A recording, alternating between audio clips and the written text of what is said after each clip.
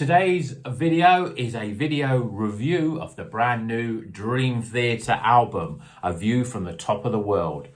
How does this album rank? Their 15th album amongst all the other great releases. Can it be as good as their magnum opus, Images and Words? Keep on watching to find out.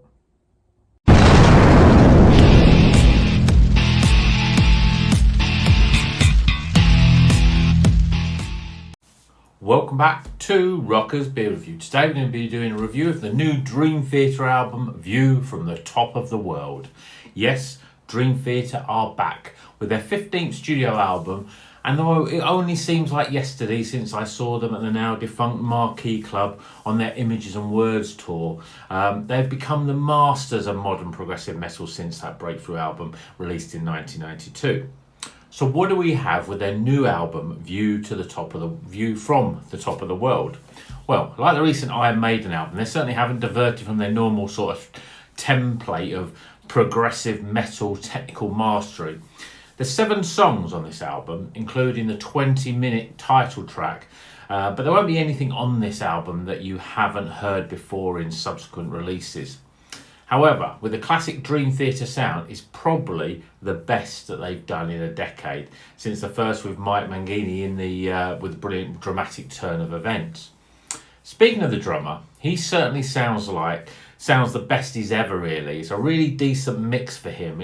We haven't really seen it since the days of the Mike Portnoy. Now, if I was comparing the overall sort of sound structure to another Dream Theater album, then I think it would have to be Octavarium, their sort of 8th album. I don't know whether that's due to the artwork, designed again by long-term collaborator Hugh Syme, which is a sort of similar sort of vibe, or the fact that you have a big epic title track, or just down to the fact that one of the songs on the album sounds a little bit like Panic Attack, that very sort of Muse-esque song from Octavarium. I'm not sure, but that is a good album, so that's not a bad thing, is it, to compare to? Now let's go through those tracks and see what we have. Now, there are just 7 tracks on this album with a running time of around about 70 minutes. It's certainly a more focused album, with the shortest track though still being just over 6 minutes long. We'll go through the tracks with track 1 to begin with. Track 1 is called The Alien. It was the first song to be released before the album, and this is a 9.5 minute sort of mini epic. Certainly sets the scene with highly technical playing, full of twists and turns. And although the virtuoso playing is there for all to see, it feels a little bit more grounded and doesn't succumb to sort of overlong solos and overlong guitar and keyboard wizardry that can often creep into the band with the bass from the Petrucci Rudess side project Liquid Tension Experiment. Overall though, The Alien's a great opener, but as with a lot of the album, it doesn't sound like you haven't heard stuff like this before on previous albums. Track 2 though, Answering the Call. I think this is a more interesting track with its strange sort of stop-start, strange time signature. It makes the melodies a little bit more memorable than a lot of the other songs on the album.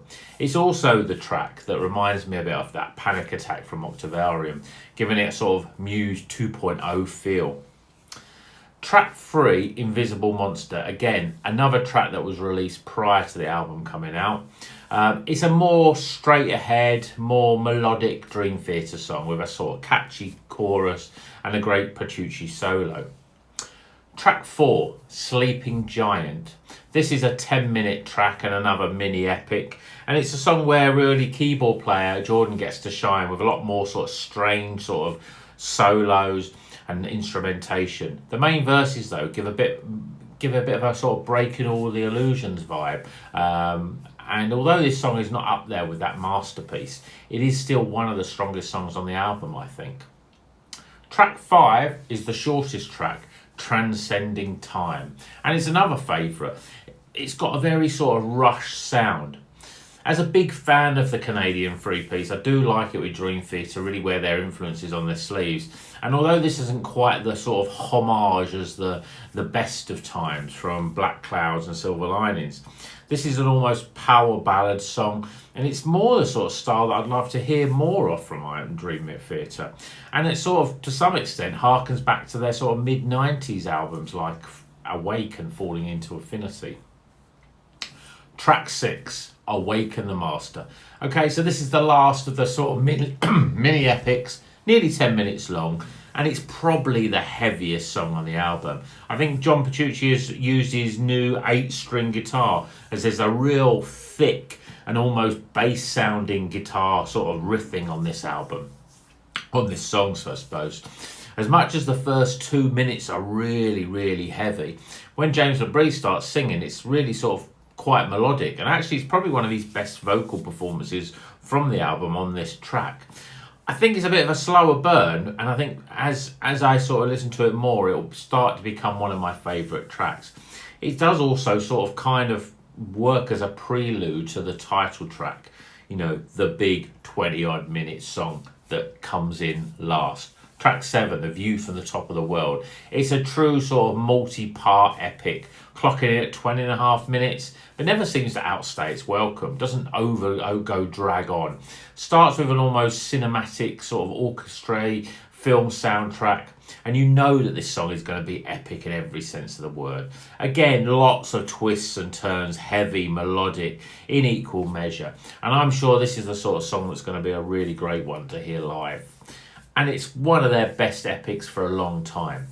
So in summary, this is a really good Dream Theater album. I don't think it's not up there by any shakes with things like Images and Words or Scenes from Memory or even Black Clouds. But it's a worthy listen, helped by much better production this time, especially with the drums and to some extent the bass playing as well. It's recommended. But what about you guys? What's your favourite song from this album? Have you heard it already? Let me know in the comments. And until the next one, you know what you got to do. Keep on rocking.